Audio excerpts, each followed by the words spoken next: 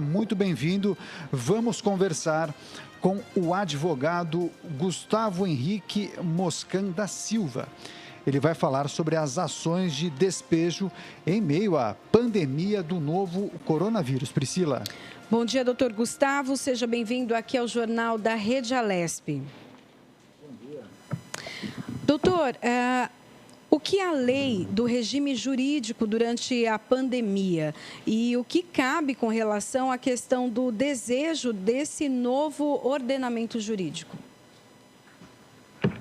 Bom, em relação ao ordenamento em relação à pandemia,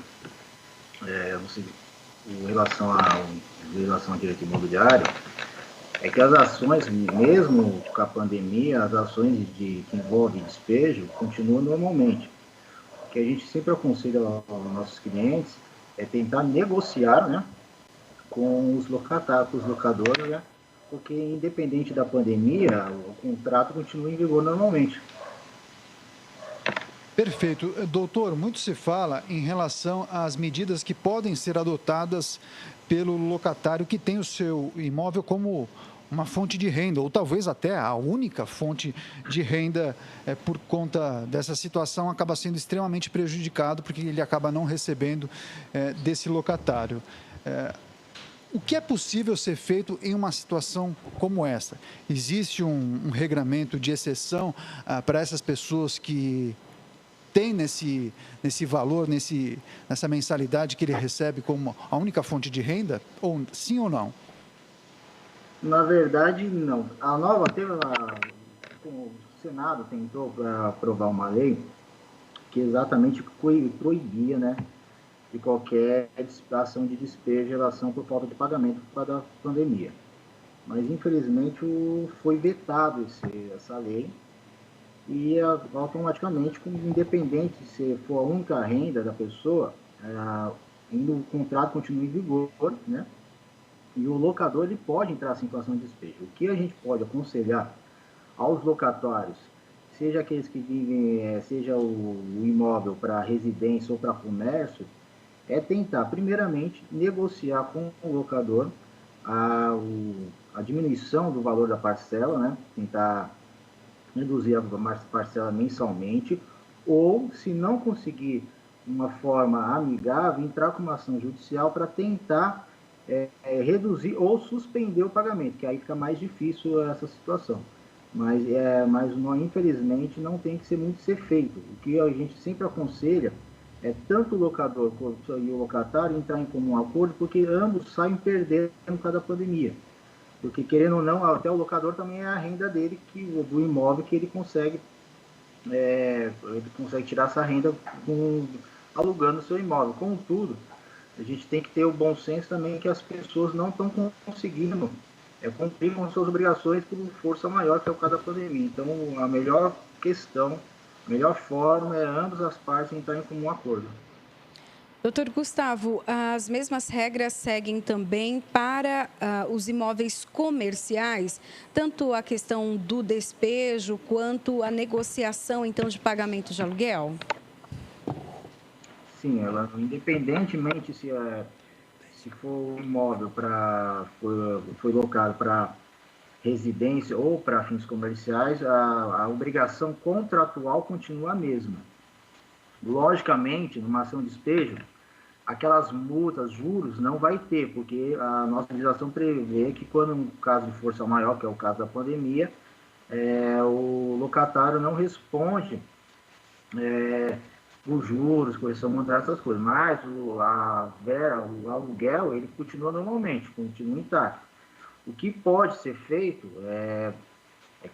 por isso que a gente sempre fala, a melhor forma é entrar em comum acordo, negociar, para evitar, inclusive, ações judiciais de despejo, que também é um grande prejuízo para o locador, e, querendo ou não, também acaba trazendo prejuízo para o locatário. Então, a gente sempre aconselha que os nossos clientes venham, procura no nosso escritório, tentar negociar, seja o imóvel para alocar, seja alocado para fins residencial ou comercial. É sempre negociar e principalmente tentar reduzir em relação ao imóvel, reduzir o valor do imóvel, o aluguel do imóvel. Com o advogado Gustavo Henrique Moscanda Silva, e o tema é ação de despejo em meio à pandemia. Me parece, doutor, que a palavra de ordem é justamente negociação. Agora eu pergunto para o senhor, imagine só o proprietário de um imóvel que sugere para o seu inquilino, que naturalmente teve uma perda de receita, de renda, e não vai conseguir arcar com o aluguel previamente acordado, e eles entram num acordo, negociam, e aí acertam, sei lá, uma redução de 30%, ou então eles acertam que a pessoa, o inquilino, vai pagar somente 50% do valor, e aí os 50% restantes serão fragmentados em suaves parcelas nos próximos 12 meses ou até 18 meses. É só um exemplo. Esse acordo, ele precisa ser formalizado em um novo contrato? É preciso que um advogado redija um aditivo para esse contrato? Ou esse tipo de tratativa pode ser formalizada somente por um e-mail ou mesmo uma mensagem de WhatsApp? Como as partes devem se organizar neste sentido, doutor? Então, a nossa legislação prevê dois tipos de contrato: o contrato verbal e o contrato por escrito.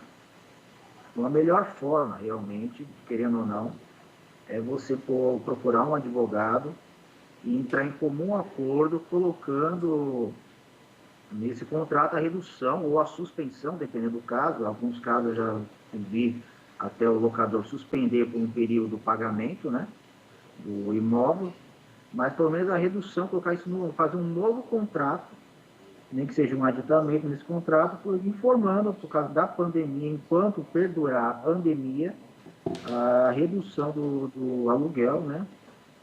Aí vai ver a forma que vai reduzir o aluguel ou até a suspensão. A melhor forma é colocar um contrato, reconhecer firma, deixar tudo documentado. Há possibilidade de um contrato verbal? Porém vai ter que provar isso judicialmente, que houve um contrato verbal. E aí é mais demorado, e aí requer prova, enfim. Então, o que eu aconselho as pessoas procurar um advogado, redigir esse contrato, assegurando as partes que durante a pandemia há a possibilidade da redução, ou até essas partes em comum acordo entrar, a suspensão do pagamento do aluguel. Doutor, essa suspensão do pagamento de aluguel, depois vai haver uma negociação para quitar, então, esse momento de pandemia? E depois de quanto tempo, quantas parcelas, isso é possível? Sim, é possível. Raramente isso acontece. Na maioria das vezes que a gente está encontrando é você reduzir um pouco o aluguel durante a pandemia. Mas a suspensão eu já vi. Geralmente se coloca essas parcelas, divide as parcelas e complementa nas posteriores ou joga lá, enfim, vai complementando via a soma total e divide e coloca nas parcelas que voltaram ao normal, paga um pouco a mais, né? Mas o que eu mais aconselho as pessoas a fazer, que eu acho mais vantagem para ambas as partes, que não traz nem prejuízo nem para o locador e nem para o locatário, é a redução. Reduzir um pouco o aluguel, da forma que for possível, pelo menos até durante a pandemia. Essa é a melhor forma de se resolver o problema. Legal, quero agradecer demais a participação do Gustavo Henrique Moscanda Silva. Ele é advogado e falou sobre as ações de despejo em meio à pandemia do novo coronavírus. Doutor, muito obrigado por sua participação, por ter aceitado o convite da nossa produção. Parabéns pelo trabalho e boa sorte. Obrigado, bom trabalho para vocês também. Que Deus abençoe vocês também. Muito obrigado. E faremos